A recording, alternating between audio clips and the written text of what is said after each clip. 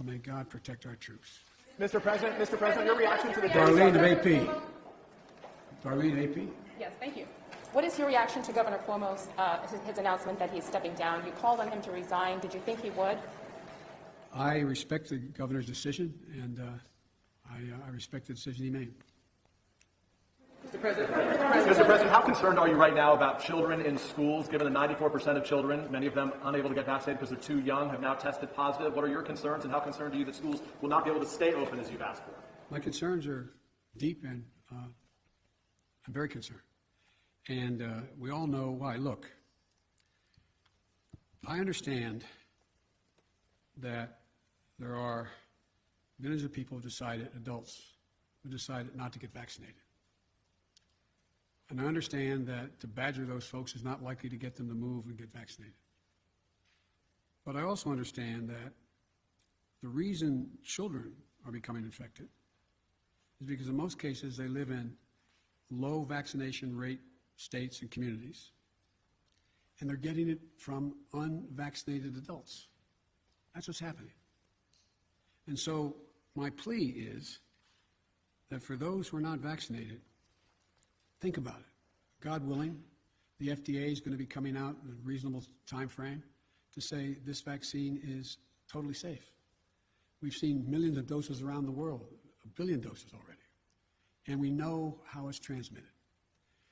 And one of the things that I find a little disingenuous, when I suggest that people in zones where there is a high risk wear the mask like you all are doing, I'm told that government should get out of the way and not do that. They don't have authority to do that. And I find it interesting that some of the very people who are saying that, who hold government positions, are people who are threatening that if a school teacher asks a student if they've been vaccinated, or if a principal says that everyone in my school should wear a mask or the school board votes for it, that governor will nullify that.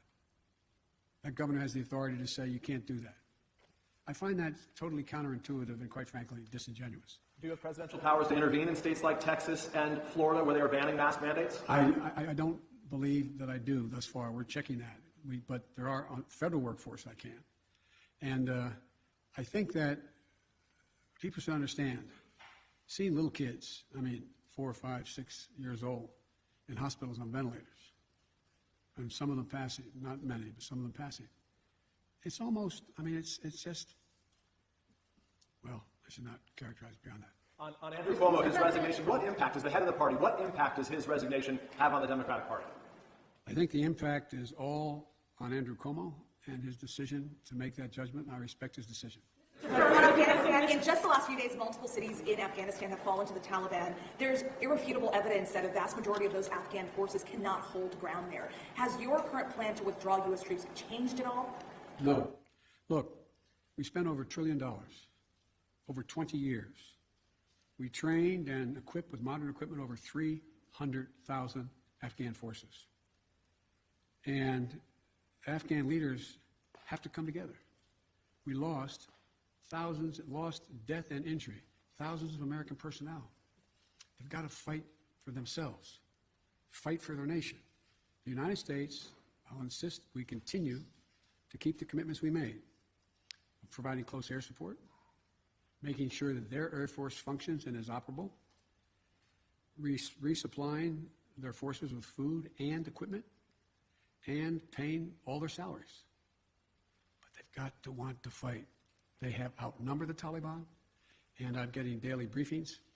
I think there's still a possibility. You have a significant new Secretary of Defense, our equivalent of Secretary of Defense in Afghanistan, Bushmullah Khan, who's a serious fighter.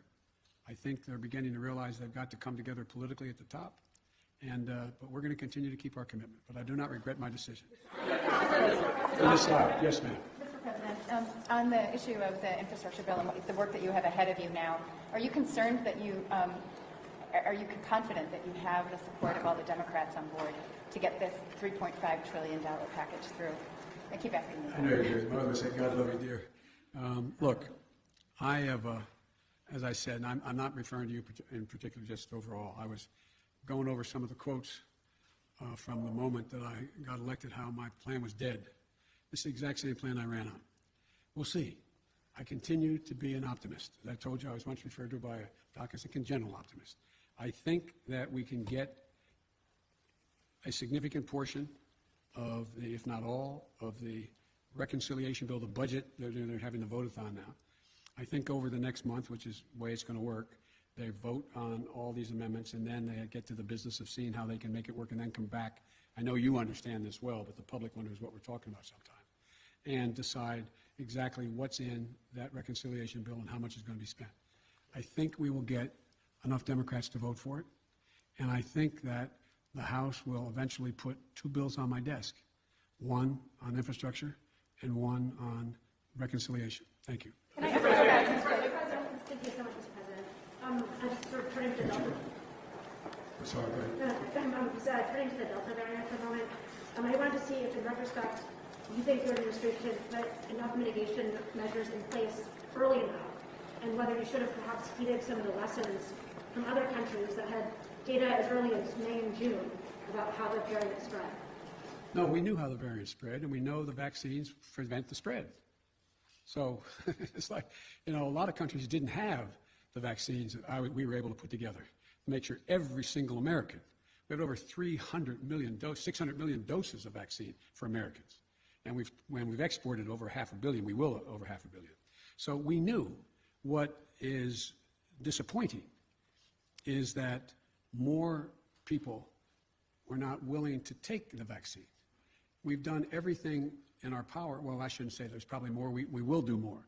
But we continue to try to make the case to the American people who haven't taken the vaccine that it's in your interest, can save your life, and can fundamentally impact on the lives of your children or people you love. Now, one of the things that's happening, as bad as things have gotten, the death rate is 1/50th, or don't hold me to the number, but significantly lower than when I inherited this job. When I inherited the coronavirus pandemic, when I first got elected. So the thing that I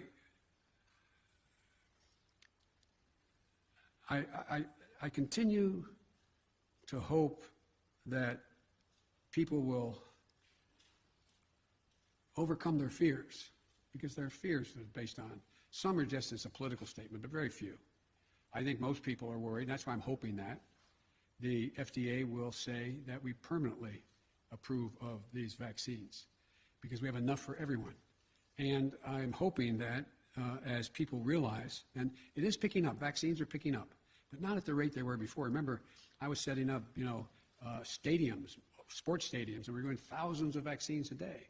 And I wish I could have thought of something beyond what we've thought of that make everybody want to get the vaccine, but that hadn't been the case. Now, at a federal level, what I'm going to be doing is making sure that they understand that I do have authority to say, if you're going to come into this building, into a federal building, that you have to have been vaccinated or show that, or be wearing a mask.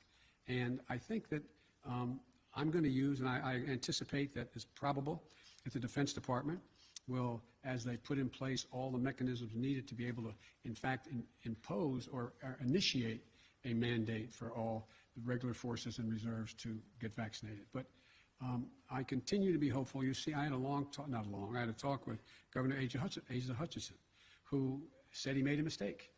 And he is working really hard going around. He told me that he's doing a lot of town meetings, not all of which are being embraced, but he's making the case.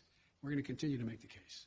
If I may, ironically, one of the Democrats through the years that you spoke with about infrastructure the most was Andrew Cuomo, who is resigning, when he's resigning today. You had traveled to New York with him when you were vice president to the launch of the reconstruction of LaGuardia. He was someone who supported your campaign early on.